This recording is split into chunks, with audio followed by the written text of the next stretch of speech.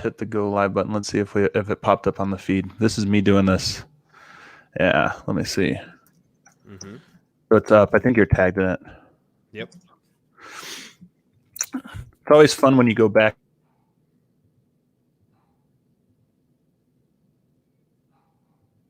There we go. What is up, everybody? Welcome in to a test out edition here, the List Live test edition of the DNVR Nuggets podcast with some notes and some video. I think it's going to be a good time. And to join me, I brought in one of the homies from The Athletic, from all of the Athletic pods, including the Rainbow Skyline pod, which you should be checking out. It's Dave DuFour. Dave, what's happening, brother? Just hanging, man. The playoffs. Just hanging? A lot of fun, man. So I've been hanging. I've been watching film. I'm watching a lot of film too, in particular Nuggets film, and I got to be honest, man. I enjoy going back and rewatching games, even the losses. You get something out of. Rewatching Game 2 is tough. That was one of the toughest rewatches I've ever had to do as a Denver Nuggets fan and analyst. That one was tough. I've watched the ending like 7 times. Mm-hmm. I mean, it's just not worth rehashing that, right? Like, yeah. We just It's recorded Rainbow Skyline, Kendra Andrews and I, and we talked about it right off the top, and we were just like, listen, my internet froze. Players hit shots, right? Especially great players. Anthony Davis, I mean, it's not crazy that he hit that shot. He was open. And on any single play, you're going to have some kind of defensive miscommunication or whatever. But you can sit and pick that play to death. But the truth is, like, those plays happen 40 times a game. And that one just happened to happen at the buzzer. And it's tough. But you have to like the process that got you to that point. I mean, you have to love the way that they played, especially Jokic and Murray together when they were on the court together. When Murray wasn't out there, it's a whole different ball game. But you have to love how aggressive Jokic was down the stretch. Like, I would love to see that sooner, but I understand, like, this is he likes to play rope-a-dope, and so you have to live with that. But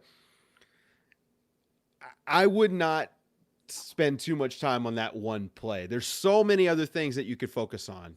Yeah. Especially the positive. So, like, yeah, just that one play, like, yeah, throw it out. Well, I want to go back to the Jokic thing because it's always so interesting to me. Like, Jokic is one of very few players that I just say, like, even when I disagree with him, I question myself. and, Right. and it is kind of true. Like, there are often when you see him go at Anthony Davis like he did in the fourth quarter, 11 points in a row, just kind of getting what he wanted and knocking him down, you do kind of sit there and go, well, why don't you do that for 48 minutes? You'd have 50 points. You would, you'd dominate.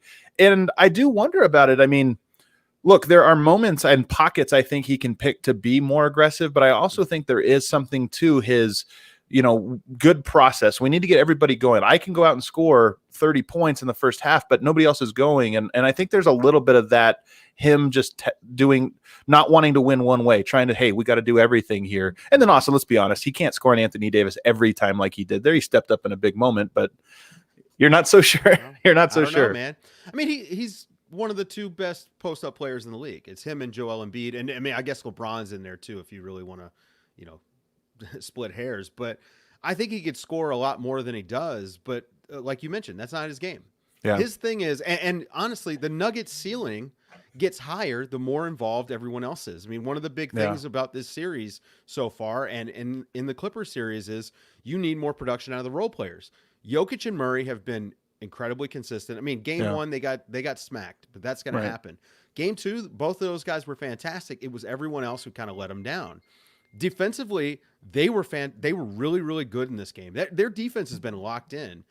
It's just you're not getting enough offensive production out of Millsap, Grant, Harris. I mean, we saw PJ Dozier comes in, and because he's actually actively making plays, or at least attempting to, he got more run. I think that's the right path for Mike Malone to take. And I love that he's willing to ride a guy like PJ Dozier in the crunch time because he's playing well. Like, this is smart coaching. It's good basketball. And Jokic sets the tone for that. No one feels like they aren't allowed to shoot. There are teams where the superstars do not want the role players to shoot. And Jokic is the opposite. If Jokic hits you and you're open and you don't shoot, that's the problem. And so You saw I this think in that the they got to Clippers pick that series. up. I thought down the stretch of game 7, you could tell that nobody wanted to shoot. And not only did they not want to shoot, they didn't know if they were supposed to. It was just kind of like, hey, man, it's crunch time. I think we're supposed to go to Kawhi and PG over and over again. And those guys came up a little small. But I do want to couch the PJ thing for a second because it's in my list of notes here. And maybe it's time we just kind of break into these notes and start going line by line. So what I like to do, Dave, is when I go back and rewatch games, I just go in order. So these are all not necessarily in order of importance. They're in order of how they happened. And I make a note and then we kind of go through them. So I want to start here. The number one thing, if you go back and watch this game, it took the Nuggets 3.5 minutes to score their first point. I think almost 4 minutes to score their first point. And they got some decent looks, but it is clear that the Lakers' length is really bothering them, especially that first lineup. They figured it, as the game goes on, they get more comfortable. You go back and watch that game, Jokic missed a bunch of bunnies. Other guys missed a bunch of shots in the rim or hesitated and didn't even take it because they're looking up and there's just so much length there. And that was one of the ideas of the Lakers when they assembled this team was we're going to put a bunch of tall trees out there and really bother them. Well, they can out-big you. Yeah. And then when they go small, it's Anthony Davis and LeBron James are your 4 and 5. When they go small, it's small. Right. And their small lineup is like most people's regular lineup. Yeah, exactly. And that is tough. And I think that that's one of the reasons, not to get to PJ Dozier again, but having a big guard helps, man. He's just a big body, and you look at him, and it's a different type of physicality that he brings compared to Monte Morris. And, how much I love Monte Morris. I think he is a professional backup point guard. He could be a starter on a lot of teams in the NBA. Just solid guy, doesn't turn the ball over, doesn't really make mistakes, good enough shooter. But PJ Dozier offers you a little bit of, oomph. He's big. Yeah. He's got a big body too. I mean, you saw him trying to handle LeBron, and so he guarded LeBron. He drove and got an and one on Anthony Davis. Yeah, he really does have. So his measurables are almost identical to Shai Gilgeous-Alexander. I think Shai has like a little bit of a longer wingspan, but I think PJ's thicker. Yeah. So you look at them and they're almost identical in that way, and you think, well, Shai Gilgeous-Alexander is like the perfect prototype point guard defensively, right? He's just so long, he can swallow up so many people. So I'm with you. If PJ Dozier had a jumper, he's not just a starting point guard, he's a top 15. I would say he's like in the top half of starting point guards. But of course, if he had a jumper is one of those things that's like, okay, well, that's a big thing against you. But I'm just so in on Dozier's defense. We're going to talk about that here in a little bit. Another thing that happened in this game early on, Jeremy Grant picks up 2 early fouls, and he picked up fouls actually throughout the game. Mm-hmm. Interestingly enough, the Nuggets survived without him defensively because they were able to go to some other players. And I'm curious because I think Jeremy Grant's fantastic. This by no means, maybe he shouldn't be in the lineup, but I do wonder if Denver can maybe play a little bit differently, a little bit more versatilely, in some of their other lineups, because I feel like they kind of found something without him, which I never would have guessed. I would have guessed if he gets in foul trouble, Nuggets are screwed because who guards LeBron? Wasn't the case. I mean, I've been floating the idea of bringing Millsap off the bench as the backup center instead of Plumlee and sliding Michael Porter Jr. out there, because for all of his defensive shortcomings, effort is not one of them. And you can effort yourself in a lot of ways that is helpful. Of course, they're going to try to pick on him, but they're going to pick on whoever, right? Yeah. They've done really well defensively. And I think that they could withstand Porter being out there because you could put him on a wing. You can guard Kuzma with him, and you're not too worried about him getting destroyed. But what he brings on the other end is so valuable. I mean, 15 points off the bench, man. That's and a lot of those buckets were created buckets, right? They were like he caught it, he wasn't open, and he elevates and makes it. Offensive rebound, good cut. All of these third quarter comebacks, man. Porter is out there with Murray and Jokic, and that third guy is what they've been missing all season.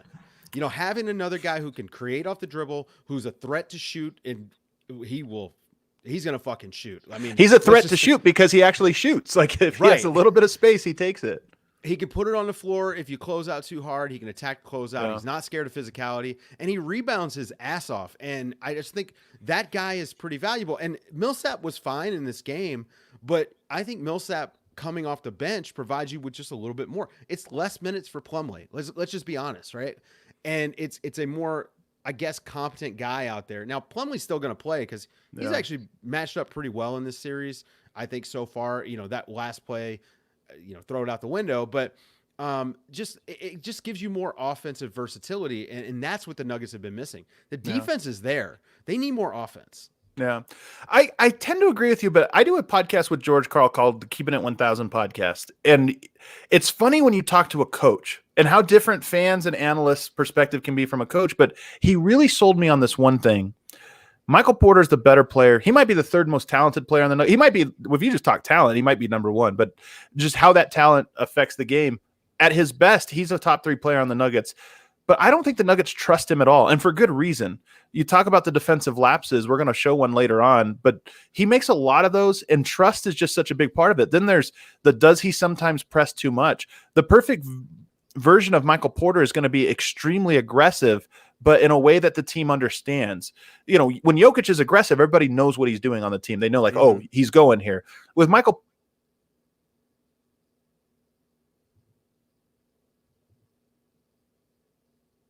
cut out. That trust, I cut out for a second. That trust and that chemistry just isn't quite there. And I think that more than anything is why Millsap is going to continue to start and why I think he should. Michael Porter is a lot like a tall Jamal Murray to me in that way, because Jamal is very similar, right? Like when he's going, he's going.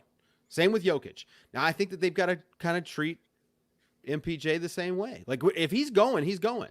Go with him. Right? You're telling me you can't run some inverted pick and roll stuff with Michael Porter as the ball handler and Jamal as the screener? Right. There are options there. And of course, part of this is these guys didn't have the end of the regular season really to work this stuff out. They get to the bubble and everyone's hurt. I mean, they started, 4 centers in a game. There's so many reasons why they haven't been able to really, gel as well as I think they could, even though they've been great. I think they could be better. I actually think this team next year is a Western Conference final favorite because of Michael Porter Jr. being able to add him in for a whole season after this run. I mean, they're going to be really dangerous. What percentage do you think they're getting out of Michael Porter? Like how much because for me, I think they're getting like 20% of him, maybe less. I was going to say it's low. Whatever it is, it's low, because I do think this guy could be a 25 point a game guy. And they're not getting that right now. Clearly part of that's minutes, right? He's coming off the bench, played 20 minutes. And he's got to be able to defend, at least hold up. Like he can't just get destroyed. And so until he can do that, they're not going to trust him to be out there at all, much less, during key stretches like closing games. Yeah. Unless he's hot, in which case they will. I like these questions coming in. Happy PJ got to play. Could Troy Daniels play some? I don't see it. And again, it comes down to that trust and familiarity. I mean, he's a nice player. Troy Daniels can make shots, but the Nuggets don't know him nearly well enough to be able to play with him. And he doesn't have the length. I mean, I don't know that you're adding enough there with his shooting to make up for the lack of chemistry, lack of defense, all the other question marks he kind of throws into the machine. So and he's not an on-ball shot creator, so like he's not doing it off the dribble, and that's why Murray is so good for them. If Troy Daniels could come in and be Jamal Murray light, doing this stuff off the dribble, running pick and rolls and things like that, it's different. But yeah, he's not that guy. All right, I'm going to try to – we have some – let me see if this works here. I'm going to take this off for a second. Next note I have in here is that Torrey comes in for Jeremy Grant and makes a couple of really bad plays. He gives up an offensive rebound.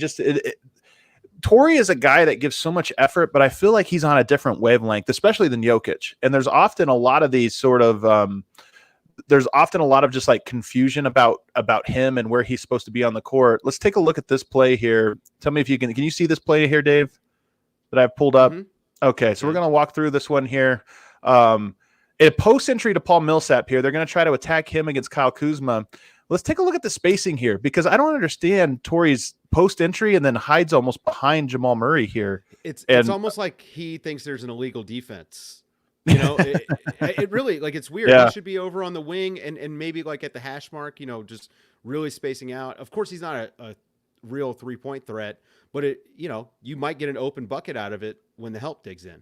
The spacing on these post-ups is just so important. And you could see Jamal Murray kind of pointing for him over here. I think Torrey Craig's trying to plan an angle cut here, but you can just see, like, it's like I said, he's always on his own wavelength from the rest of the team. And that's Murray's cut, by the way. If you slow everything down though for Denver, there's just so many post ups where there's 3 guys in the paint. I mean, here's a full hard double with another guy kind of behind here, and Denver's just not in position to punish them here. Well, look Again, at who it is guarding. a good. What's that? Look at who the Lakers are guarding. They're guarding Murray and they're guarding Jokic. They're not worried about those role players at all. Yeah, they're able to swarm the ball like that. I mean, they have 3 guys on the ball because they're just not worried about the rest of those guys. And Torrey Craig, again, he took Jamal's cut. right. So Yep. Torrey should be on the wing. That cut should be Jamal Murray, and then Jokic kind of lifting up the wing to potentially be the release foul for an open 3, or move it to the corner where Gary Harris is, since they've got Danny Green hanging out there helping off the weak side. But Torrey Craig threw the entire play off by being stacked on top of Murray for some reason. So this is the thing is, the Lakers are guarding Denver in a way that Denver can take advantage of. They just have to be so dialed in with their spacing, cutting, and their principles here. And there's just so many plays when you go through it that you go, okay, what was the best option here? I guess they could have, made a better cut here. He looks like Millsap was committed to this turnaround jumper through hell or high water, which is a problem. But just the spacing as a post player, I always think, like, did they give him the best opportunity to sort of succeed there? And that's one of those plays where I'm like, no chance, no chance way. at all. No way. And again, Craig ruined that for Jokic and Murray by being out of place. Yeah, and that's where Jeremy Grant, in that instance, like, that guy understands his role, and I think he would have been spaced out properly. Absolutely. Here's another example here.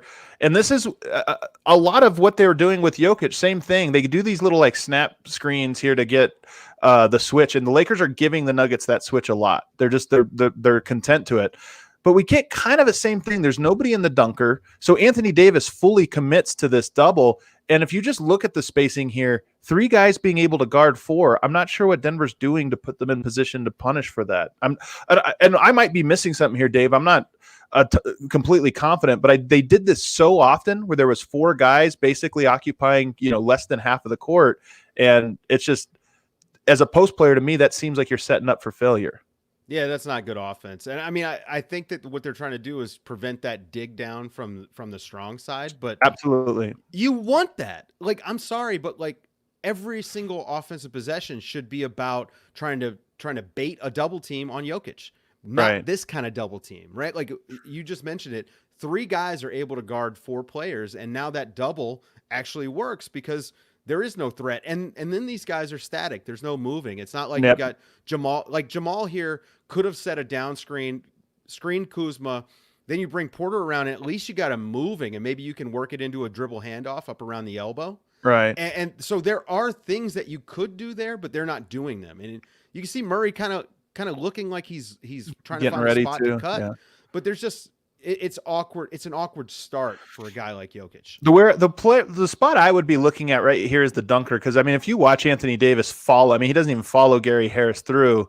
I mean, to me, this is where you can maybe try to just put a little bit more pressure. You bring a guy down here, then you get Caruso having to decide, does he split the difference between the 2 guys? Maybe this is an earlier Torrey Craig cut to get into the dunker. I think this is an area Denver can shore up, but they went to this a lot. They tried to get Jokic isolated alone on the strong side. And Gary Harris on that play could have cut back door, and I think he would have probably caught Caruso and Anthony Davis sleeping, and maybe wound up with a corner 3 just wide open, just cutting hard. It looks like actually he was heading that way at the end of that clip. Might have been. Anyway, I saw that a lot, and we're going to look at one a little bit later, but that kind of goes against this, so we'll kind of compare and contrast. But the lead ballooned to 10 points pretty quickly after that initial kind of back and forth. Denver had a lead.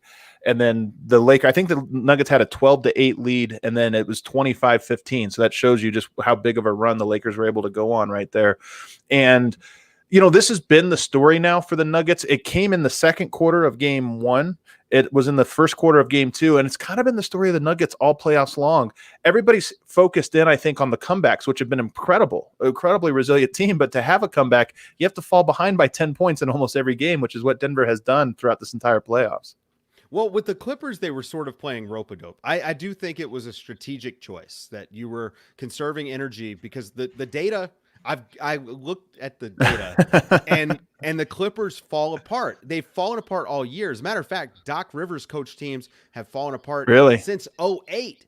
But just Kevin Garnett was able to boost those Boston teams, so you didn't realize it. But opponents' effective field goal percentage is just skyrockets for the last 17 minutes of games against the Clippers. And we saw them start to stack offensive lineups in the second half of the third quarter. And that's when they were keying those comebacks. Well, they're already doing that against the Lakers. That's, Michael Porter Jr. being out there Right.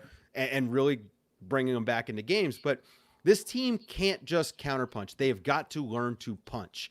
You don't have a puncher's chance if you're only counterpunching. Right. They have to try to come out early, especially like game 3. I'd like to see them come out with that offensive lineup. I know that they're not going to do it, but I would love to see them try to win a first quarter handily, not the 38-36, but like win it by 10. Like that's what they need to do. And we're going to talk about some lineup changes here in a bit, because I'll be interested to see if Denver adjusts, now that they're down 2 games. So here's another play that kind of highlights one of the things that frustrates me so much about Torrey Craig. Keep an eye on him with Caruso here, and also keep an eye on Rondo. This is great, smart players kind of knowing their personnel. He's telling Kuzma to kind of clear out here because he knows the slip is going to get him. And this is one of the problems with the switching guard to guard action is when you get players that aren't always connected. And of course, this involves Michael Porter Jr. as well as Torrey Craig. Torrey Craig gets on his heels here, and this is not a screen. It's a fake to slip. Right. And then as you do that, Gary Harris has to rotate over, and you give up a wide open corner 3 that, of course, they knocked down, and this pushed that lead. But this is the type of plays that, as much as Torrey Craig is an incredible on-ball defender and gives great effort, he makes a lot of these that these are the plays that really kill you, where it's, hey, how did you fall asleep on that specific action that a guy cuts right down the lane for you? Let's go back to the beginning, because it's not even that he just fell asleep. Look at his positioning to start. He's a little behind, but not where he exactly. And so, like, let's say you're going to switch it. Yeah. Well, you're already behind the screen, so you're not even ready to switch. I just, listen, he is very, like you mentioned, he's very good on the ball, but that stuff has to improve. I'd like to see him sink down to the nail there. Right. Right. Listen, if Kuzma gets the ball deep and comes off and wants to shoot a deep 3, that's a win. You won, right? A huge win. You cannot, no matter who's making the cut, whether it's Caruso or Kuzma coming off the screen, you cannot be where he is when the cut starts. Because if Caruso is setting a screen here for Kuzma to just run that little zipper cut down the middle, Torrey Craig's still getting burnt. Right. Right. It looks almost like he's setting it for a flare or something. I mean, the way they're disguising it. But again, this is very smart player. And you can tell they almost anticipate exactly how this defense is going to screw up. That's why Rondo clears them out, says, hey, get out a little further. Boom, got him. And it's just one of those plays where smart players can always kind of entrap the less smart players. Well, and the Lakers have fantastic chemistry, man. Like, I mean, when you've got Rondo and you've got LeBron, you've got quite a bit of built-in chemistry. There's 2 guys that like to make the teammates happy. That's a good thing. And Caruso, like you mentioned, smart player, great slip. The timing on that's perfect. That's a bread and butter play for them. I mean, they've been running that all year. So Michael Porter, by the way, I don't have any clips for this because there was plenty of instances, but you can tell he's thinking the game, and not always. Sometimes he's not thinking it enough, but you could tell, like, even when he is on, he's trying. So everything is a calculation to him. It's not a natural. It's not like kind of built into him. And I don't, some players it never gets fully built into. I know he'll improve, but that's one of my questions with him is he going to be an instinctual defender at some point? And I think this is one of the frustrations with the Nuggets is he sometimes you can just see him where he's thinking like, okay, when this happens, I'm supposed to come up here and do that. Not feeling it, just kind of thinking what's the spot on the court I'm supposed to be. Yeah, mechanical is I'm very mechanical to describe it. Now, with that being said, if he can be a functional defensive mechanic, right, great. But it's not that now. I will give him a lot of credit. His effort is not bad on the defense. It's not like these are lapses in judgment or lack of feel, no instinct. These aren't lazy. These aren't dying on screens. He doesn't die on screens. He get caught a lot, but it's not like he's not fighting. And so I think you can work with that guy. At the very least, with his athleticism, and maybe he's the worst defender you run out there, but I think he could be better than a defensive liability. He can at least be like, I can hold my own. You're not going to die and defensively in the minutes I'm out there. He just needs to stop being able to be hunted. Right. Anthony Davis really cooked Jokic in that first quarter when they went to the small lineup. Now, here's what I find interesting.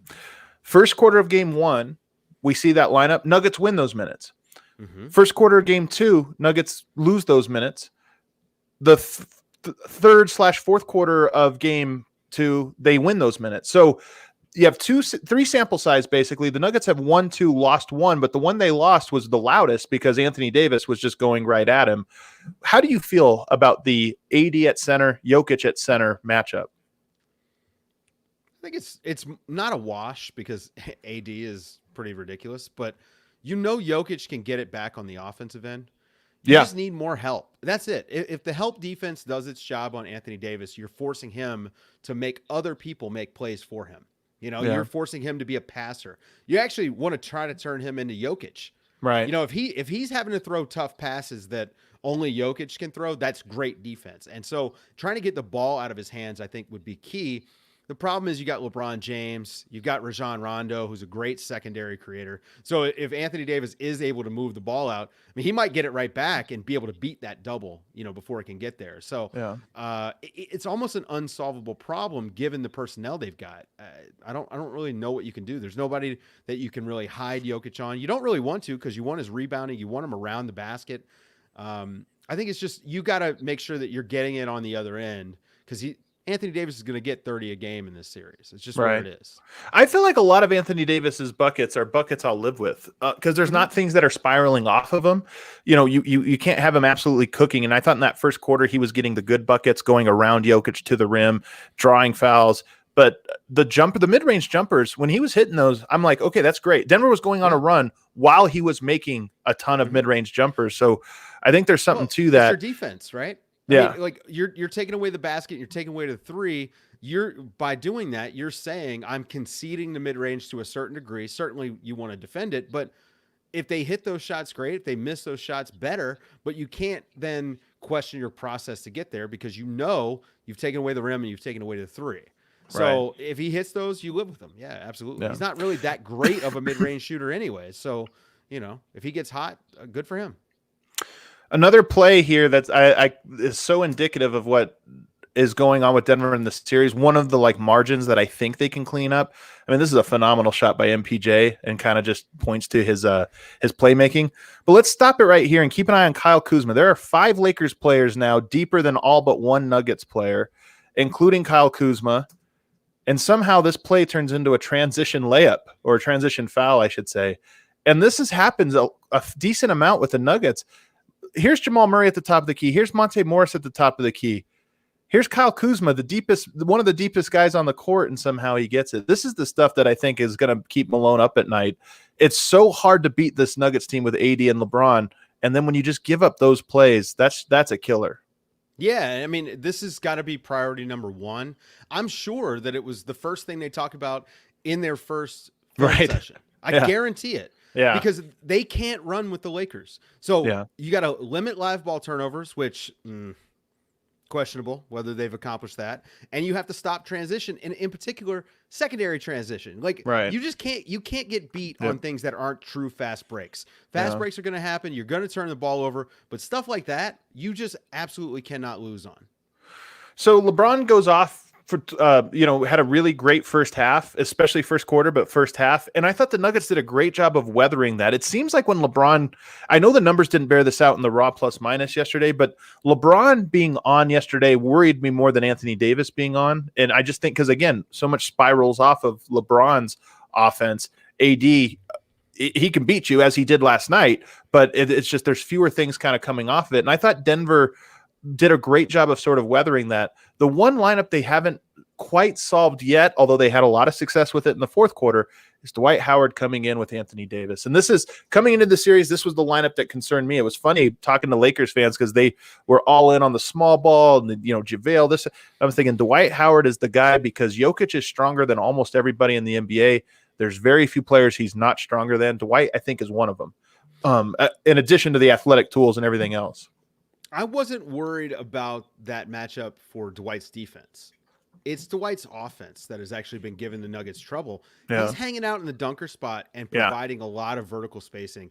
And so if LeBron gets loose, and I mean, this happened a couple times in the series so far, but LeBron gets loose coming to the basket, Jokic does his job and steps up. Well, the helper isn't going to be there half the time.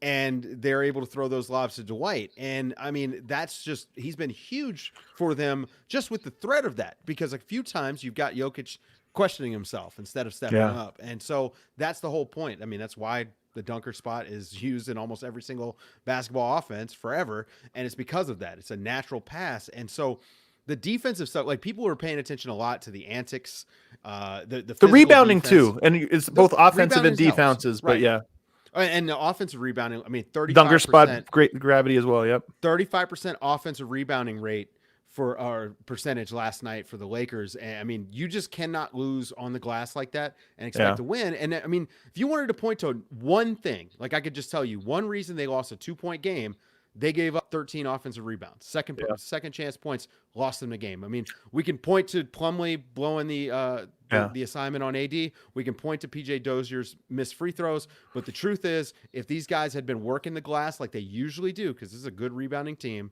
they win that game. So how would you combat? Because I think the series for the Nuggets can turn if they can solve that lineup, because I think Denver's playing them very well against all other lineups. I'm not saying they're always going to play well against the AD at 5. They're not always going to play well against the starting lineup, whatever. But that Howard lineup has been responsible for 2 enormous runs in game 1 and in game 2. And you just you look at that, and those were pretty decisive. I wonder if there's a lineup change. I wonder if there's Jokic sort of figuring some things out. Again, he had success against that lineup in the fourth quarter quite a bit. So maybe there's something there. What is your perspective on how Denver can adjust? Michael Porter Jr. Where at? At the 4. You've got to No way. Wow. You've got to pressure them on the offensive end. This is what I'm getting at. I haven't used this for a while, Dave, because we haven't been in StreamYard. I think I have like a 5 pepper. Here it is. That take is a 5 pepper take. So the way to beat Dwight Howard is with Michael Porter Jr. Michael Porter Jr. Wow. Yeah. Actually, maybe guard Dwight with Michael Porter Jr. I don't know, but I just think you need that offense. You need the threat of that offense, right? And so. The issues have been when Jamal sits, they have no offense. Yeah. I mean, it just is non-existent. There is no threat. I think one of Jokic or 2 of Jokic, Murray, and Porter need to be on the court almost at all times just to keep the Lakers working defensively. If it's just one of them, they're not going to guard those other guys. Yeah. They just don't respect them. And rightfully, those guys are doing nothing. Yeah. I wonder about Michael Porter at the 2. And I know that's a little crazy, but you're putting some length and extra spacing on there. But I wonder if you could get away, especially when they go big, by matching big with Mason Plumlee. And look, part of what's working for the Lakers right now is that JaVale McGee has 6 fouls to give. Dwight Howard has 6 fouls to give. And they're going to use all of them. They're going to put their hands on Jokic nonstop. I see Lakers fans. I did a whole breakdown on the Jokic grab foul. And I think a lot of people look at that and say, okay, Jokic is flopping and flailing, which he is, but there's a method to the madness here. The Lakers are putting their hands on him to try to goad him into doing those things. So I think if you put Mason Plumlee on the court there, you might be able to make it work defensively enough so that the rebound battle gets a little bit more evened out. But if you do that, you have to put extra spacing or shooting on the court. And those lineups have been a little bit mixed with or without LeBron, I believe. I think you might be able to get away with Michael Porter on there. Danny Green, Kyle Kuzma, Alex Caruso, Rajon Rondo. Those are guys. Well, they're guys that if you're going to be ISOing Rajon Rondo against him, that's a win for Denver. Like, okay, he might make him look bad, but it's probably going to be less than their series average on the offensive end. Yeah, no, I'm with you. Whatever gets more Michael Porter in the game. I think that is the real key, because Denver just doesn't have enough guys that are willing to do that. I mean, you have Jokic, who likes to do it second half. You got Murray, who will be aggressive it can be any time of the game. You need another guy who's willing to pressure the defense on the other end, because their issues have not been defense. Their issues have been not being able to score. And that's might be your best scorer. I mean, we don't know yet. Yeah, he honestly might be, man. I'm just so impressed with his scoring. Here's another post up that the Nuggets go to here that's just a little bit different. It's funny because they ran this action just nonstop. Again, this little pin down. You get the switch, although they don't switch this one for whatever because Murray's waiting. But I like I like that Murray doesn't pass it here. You see Jokic expects it, and he's telling him, Gary Harris, get out. And what they do here is just your basic pick and roll. Okay, now we get the spacing, and now we get the post entry. But what's different about this? You have somebody on the strong side now. And again, I don't know if this was intentional or not. There's a foul on this play. But Jokic, as much as LeBron is sneaking up here, very few people sneak up on Jokic on this type of action. I love this spacing. Somebody in the dunker, one strong side, two weak side. Grant's wide open. Jokic makes this play. Like he either scores this one going at the basket or he makes that read. And I don't know. I just think there's something to Denver constantly overloading that side. Just seems like it's mucking up some of the spacing they need.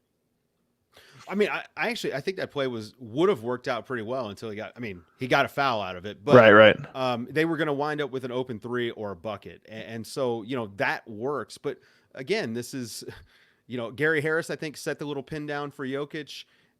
He didn't get out of there fast enough. The timing is off. Gary Harris's timing has been off, but in his defense, he's barely played. He's played 11 games at this point.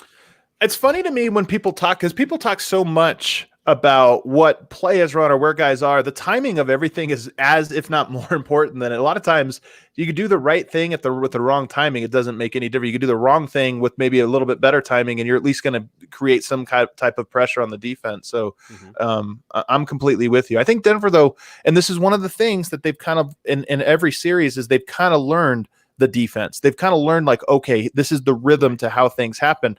But part of that is you have to extend a series long enough for you to really gain the advantage. It's funny, as this playoffs has gone on, at first, they beat the Utah Jazz after going down 3-1. And I think, okay, they won, but they could have just as easily lost. And we have to analyze this series in context. Now that they've done this twice, there's still some of that true. There's no doubt about it. But there's also a part of me that says, one, it's not that any team would have come back from 3-1 twice. I think there's something about this Nuggets team that is special and resilient. And I think there's also something too, they have a genius level basketball player as their central figure. And the longer you keep a genius level player in a series, the more it tilts in your advantage because he's gaining more insight than you are often. Now, the Lakers do have Rondo, they do have LeBron, so they have some guys that are probably his equal in that category. But the point remains.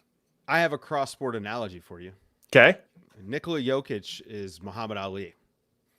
Oh, well, because the rope-a-dope, is that why? He does it. That's what he does, man. He rope-a-dopes you because he's literally poking and prodding.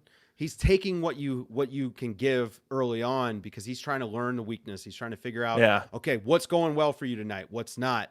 And we see because his approach varies. Last night he went inside. We saw him against the Clippers. He was outside quite a bit, and he knew the inside was there for him, but that they were really, really soft on the outside. And so, he really does learn as they go. And also credit to Mike Malone, man, because Mike Malone has been switching it up all playoffs. When he finds something that works, he's riding it. But when it stops working, he's moving to the next thing. So I think that is what this team is. But the other thing is they are scrappy. And I hate to use that word, but they really are. They've had 4 playoff series in the last 2 years, and all of them have gone to 7 games. Yep.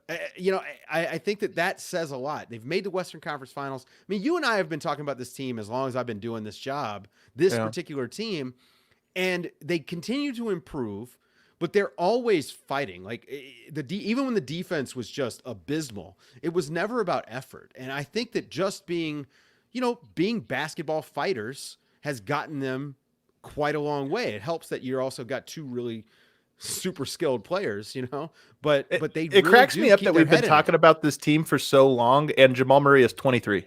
Like, it's nuts. It's like it feels like he should be older than he is based on how much we've been talking about him. I want to play the play that gets Michael Porter benched because this wasn't when I watched it the first time, Dave. I was thinking this play didn't deserve, like, the Nuggets made their run at this moment, and he's on the court. He's a part of it. And so when he gets benched for this one, I was a little, I thought it was a bad decision. But when I went back and watched it, it might have just been the culmination of mistakes. You see, and this is such a classic Michael Porter. You've defended for 14 seconds. Things are looking good. You're not really in help. You're not really active. In fact, you're just kind of a statue as your guy cuts right behind you. And if you take a look at the Nuggets bench here, including Michael Malone, I mean, this is automatic. All right, that's it. Get out. And you see the hands on the head. You see everybody. And we talk about trust. That's only worth 2 points. The Nuggets were on a run. Like the rational analytics brain looks at this and says, hey, all that matters is the numbers. Like the numbers say he's this or that. And I tap into this brain a lot.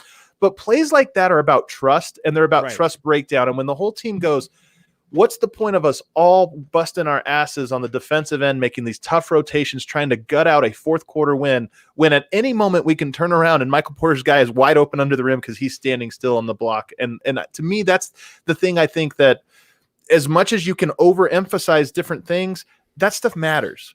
Yeah. Well, all right. There are ways you can work around that, but you ideally don't have to. I mean, they could switch that and just never have him as the backline help. It's not that difficult. He's good enough at moving around on the wing that it's not that big a deal. But you don't want to do that. Yeah. If I was Mike Malone, I would tell him, I want you over helping all night. Yeah. Over help, because ideally he's sliding in there to defend a shot, to force a pass, and you almost live if Kuzma cuts after he's come over to help. You almost live with the dump off pass in the bucket, because you say, you know what? At least you were trying to affect the play versus what he just did, which, I mean, he affected the play by not being in the way. Yeah. I have to share this one because this is a Lakers fan coming into with a classic Lakers line. Bro, they're getting swept. Look at this. They're getting swept. Stop it. Good work, Lakers fan. Almost got us.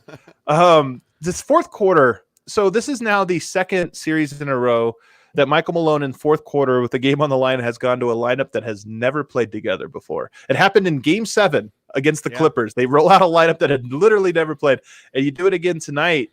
And look, this stuff happens in a playoffs, and in large part of this is PJ Dozier didn't play a lot. He had it going, so you stick with him. And so, of course, you're going to find a lineup. But listen to this lineup, Dave.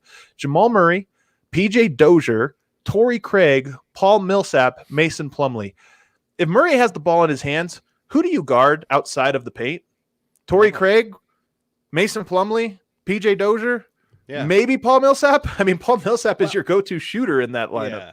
I mean, to be fair, Gary Harris was having a rough night, although I still think keep him out there for at least for the defense. And Monty Morris tweaked his ankle. So I don't think we see that much PJ Dozier if it wasn't for the ankle tweak. In particular down the stretch like that. But look, man, I appreciate that Malone sees something and he's like, you know what? This has been working. This has been working separately. Let's just throw it out there and try it. Right.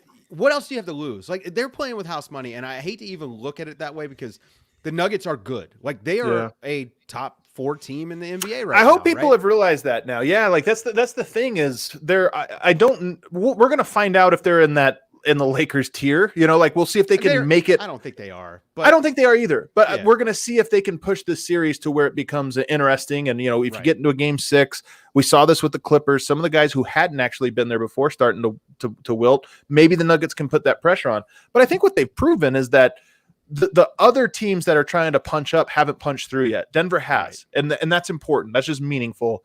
And then on top of that, it was a crazy stat. Who thought they would beat Utah there, right? Like who didn't think Utah was going to be the ascendant team? Well, they could have been. I mean, it was so close. Right? I'm sure Utah's sitting at home kicking themselves. Although I doubt they could have continued what it was that Denver did. If you just take away the first, I know you can't do this, but if you take away the first 3 games of that series, and they lost game 4, so we can include that one. The Nuggets have looked completely different from game 4 of the first round to now. Like, I think a lot of their reputation was built in that first 3 games because they look so bad. But, Denver's looked like a clear top of the second tier of teams since then, in my opinion, or the bottom of the top tier, whatever you want to say. I think I'd put them on the same tier as the Clippers. I mean, Nikola Jokic has get the Clippers out of our tier. Did you not watch the but like they're with Boston, they're with Toronto, they're Yeah. you know, Yeah. I think that this is a very good team. They're not Milwaukee, they're not the Lakers, but you know, they don't have Giannis, they don't have AD, LeBron, but I think Jokic is in the conversation with those guys at this point. You know, certainly doesn't affect the game defensively like those guys can, but very much in that top tier. I think Jokic is the best player on a championship team is not only believable, I think it's probable. I think that Jokic will win a championship as the best player. So one of the funny things that when because people always talk about this, can they be the best player on a team? I don't know, bro, this or that. Like, there's only, I think, 4 players that have been the best player on a team: LeBron, Kawhi, Steph Curry, and KD. And Steph Curry and KD were together for KD's portion of that. So only 4 players can we actually say for certain can be the best player on a team right now. And I don't think people realize that when they talk about, I don't know, man, can so-and-so be a top, can Luka be a top player on a team? Don't know. The odds are that only 4 or 5 players currently playing can be the best player or will be the best player when it's all said and done. So that's a good point, but it's less fun. It is less fun. Yeah. It is less fun. So just to tell you how crazy this closing lineup was for Denver, you sub in Jokic for Plumlee, you sub in Jeremy Grant, I believe for Torrey Craig, and that lineup still had never played together. So you get 3 different versions of that combination, never played with each other until the closing minutes of that game. Pretty wild. Necessity is the mother of invention. There you go. So on that point, Game 5 of the first round, PJ Dozier comes in, gets dusted off the shelf, goes in, makes an immediate impact. Nuggets win that game. They stay alive. Doesn't play in Game 6. Do you think there's any chance he doesn't play in Game 3 of this series? I think part of that will depend on Monte Morris, because they did say he tweaked his ankle. So if he's good to go, then, he might just be a break glass in case of emergency guy. I liked what I saw, man. Me too. He can't shoot a lick, but I really loved the pressure he was putting on the rim and defensively. Like, I loved the intensity. I thought he was very good. I don't see why a guy that size can't guard LeBron for stretches. Why can't he play some forward? You know what I mean? I think you could float him around out there. There's nobody too big. LeBron is too big for everybody for long stretches, but why can't you find a space for a utility defensive guy who can attack the basket? I think there's that part is what's important to me. So if you look at Denver's team going forward, one thing for me that I personally would love to see is PJ Dozier replacing Torrey Craig in the rotation, because I think defensively he's maybe just as good. Honestly, PJ Dozier takes 2 charges yesterday. He disrupts a bunch of other plays. I should have put him on here so we could have gone through the whole list of great plays he had. But defensively, he gives you at least, I would say, 90%, if not 100%, if not 110% of what Torrey Craig does. But here's the difference. As I share my screen again, this play that we looked at earlier just does not happen with PJ Dozier. I always joke that half of Denver's turnovers in aggregate are Torrey Craig turnovers that are just disguised because of plays like this. Like, again, is this Paul Millsap's fault? Probably. It's just that these plays always seem to happen with a player that's always on a different rhythm than everyone else and just plays a little bit crazy. PJ Dozier is one of those guys that just is in the right spot. To me, he's got a little bit of Alonzo Ball to him, right? Where he just knows where to be, and the timing and everything is just natural to him. Yeah, I didn't see that play. You didn't share it. I didn't share it? Oh, I thought I was sharing. It was just that one that we did from earlier. So it's just right. It's just this play here, which again I'm saying Torrey is Craig. this who it's it's Paul Millsap's turnover, it's his fault, but at the same time it's just like a weird, everything about what Torrey Craig did on this led to a really tough situation for Paul Millsap.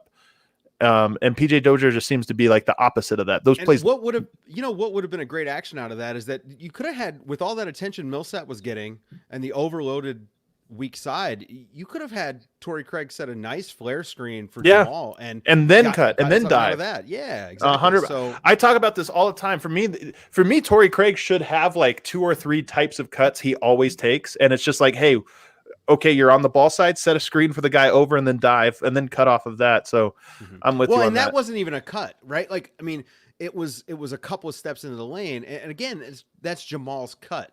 The whole thing is that Torrey needed to either be on that wing or setting a screen for Jamal. Jamal could have cut or gone to the wing for an open 3. There were options there. I'm with you. Like a player that's maybe a little bit more heads up on the offensive end probably makes a better play. Yeah, for sure. Well, Dave, I'll share one comment with you. We need more Dave in our lives. All right. Strong agree. Strong agree, Dave. Who am I to argue? Everybody else, thank you so much. Let me see where's my going away music. Oh, here it is. I haven't done this in so long. What do you got? What do we got here? Are you gonna try to get a shirt on before it's too late? Oh, the Sombor Shuffle.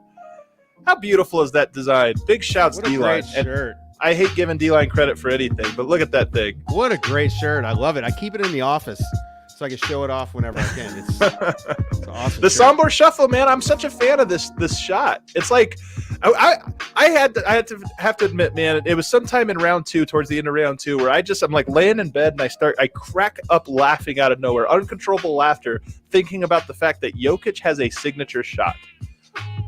Nikola Jokic has a signature. There's like 20 players total actually maybe 10 players total in the history of the NBA who have a signature shot. Jokic is one of them. He's a throwback in every single way. Yeah. You got the finger roll, you got the sky hook, you got the fall away, you got the Dirk, Dream Shake. The Dream Shake, exactly. You got the Iverson crossover, you got the Tim Hardaway crossover, you got the Sombor Shuffle. And look, the Sombor Shuffle is the ugliest of all of them. It's somehow beautiful in its absurdity. I mean, wasn't James Harden doing, or was it Chris Paul who was doing the little spin? No, it was James Harden. It was James Harden who was working on it in the summer, and people kept saying, "Look out!"